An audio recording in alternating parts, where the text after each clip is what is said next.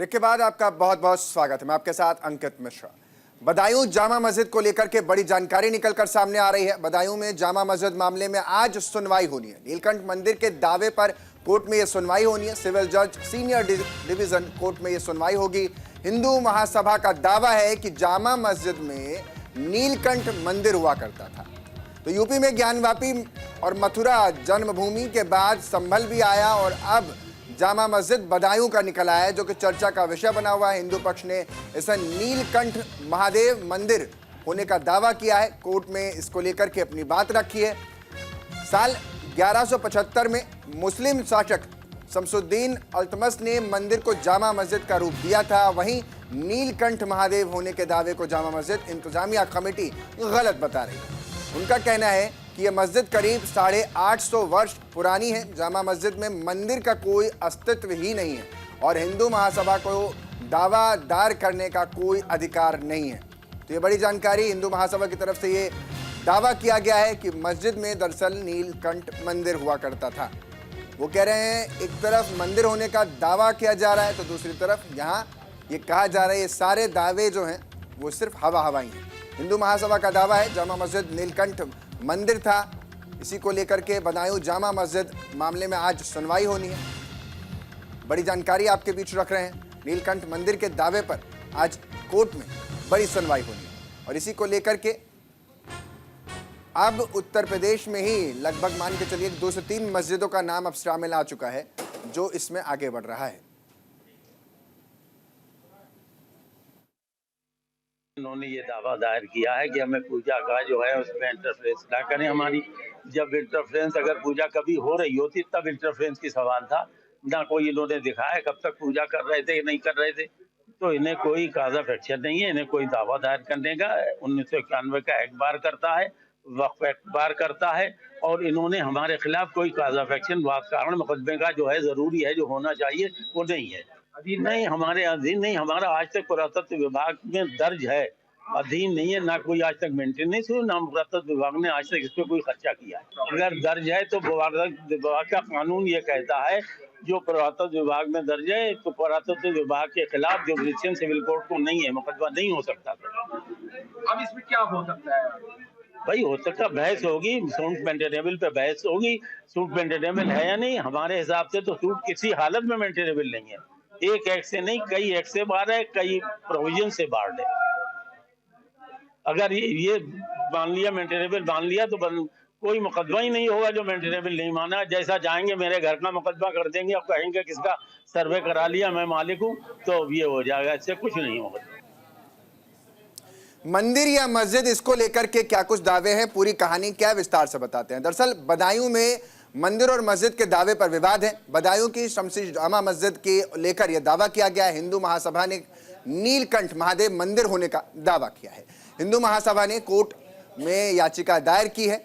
मस्जिद में मूर्तियां, पुराने खंभे और नीचे सुरंग होने का भी दावा है। पुराने खंभे, नीचे सुरंग और मूर्तियों का ये विशेष दावा इस जगह पर देखने को मिला। मंदिर के पास तालाब, हिंदू महासभा का कहना है। मुस्लिम आक्रांताओं ने तोड़ा है मंदिर, ये भी हिंदू महासभा का कहना है। मंदिर के शिवलिंग को फेंक दिया गया था, हिंदू महासभा का ये दावा है। 2 संतों ने शिवलिंग थोड़ी देर एक मंदिर में स्थापित किया था। 8 अगस्त 2022 से इस मामले में मुकदमे में सुनवाई चल रही है और इसी को लेकर के आज भी सुनवाई होनी है।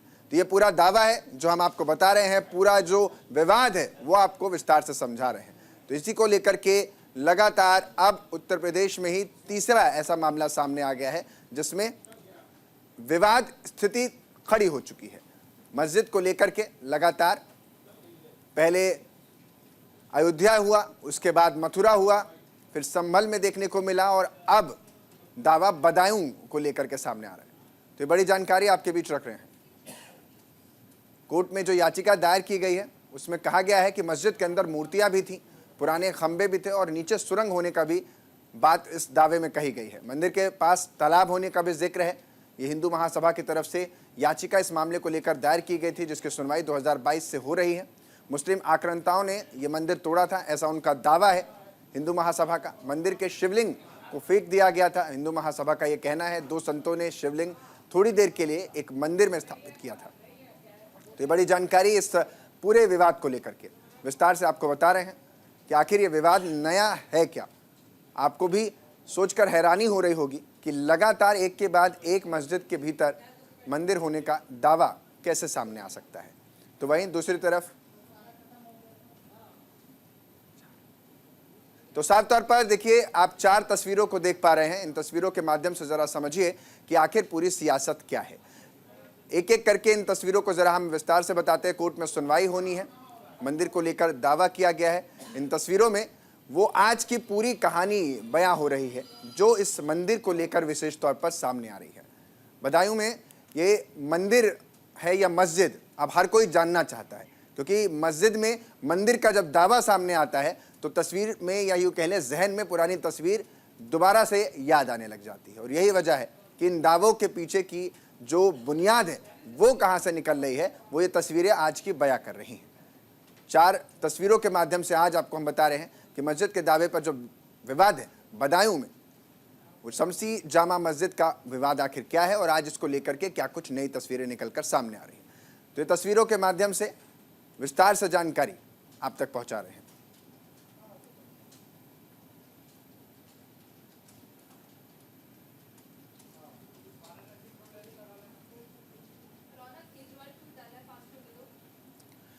साफ तौर पर सिविल जज इस मामले में सुनवाई करते हुए नजर आएंगे। हिंदू महासभा का दावा है जामा मस्जिद में नीलकंठ मंदिर था, ऐसा उनका कहना है। लेकिन लड़ाई इसी बात की मस्जिद है या मंदिर है, अब यही तय होने के लिए मामला कोर्ट तक जा पहुंचा। नीलकंठ मंदिर है ऐसी बातें निकलकर सामने आई है, तो वहीं इंतजामिया कमेटी जो है वो कह रही है कि इस तरीके के सारे दावे जो हैं वो छलावे हैं, ऐसा कुछ है नहीं। उनका ये कहना, हिंदू महासभा का दावा पूरी तरीके से गलत है।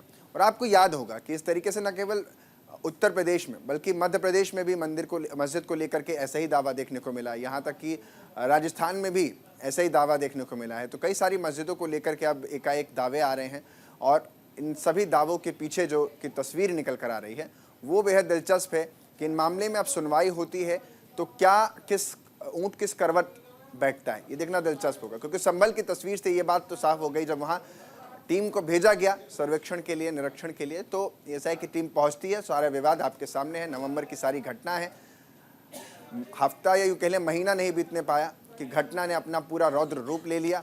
अब इस तरीके के मस्जिदों को लेकर के जब कोर्ट सुनवाई करेगा तो वो किस तरीके से इस मामले को ध्यान में रखते हुए आगे बढ़ेगा, यही सबसे बड़ा मुद्दा हो जाता है।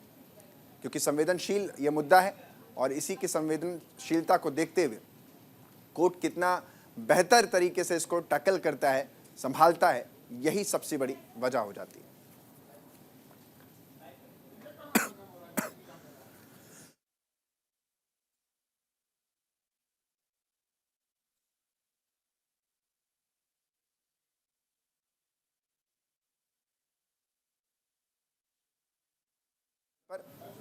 बदायूं की जामा मस्जिद है और इसमें अब विवाद खड़ा हो गया है। आप जरा इसको समझिए, एक तरफ तो ये धर्मों की लड़ाई आपस में अगर हम कहें तो गलत नहीं होगा कि 2 धर्म आपस में आकर खड़े हो गए हैं, राजनेता इसमें राजनीति कर रहे हैं और इन सब के बीच जो आम मुद्दे हैं वो कहीं गुम से हो गए हैं। अगर देखा जाए तो इतिहास में जो कुछ भी है उन सब को यह आरोप लगाया जा रहा है कि बदलने की कोशिश हो रही है। तो दूसरी तरफ जो लोग इनको बदलना चाहते हैं वो कहते हैं कि इतिहास तो आपने बदला था, हम तो सिर्फ उसको दोबारा से रिजुविनेट कर रहे हैं, यानी दोबारा से उसको ला करके खड़ा कर रहे हैं, जो कुछ पहले था उसी व्यवस्था को बना रहे हैं।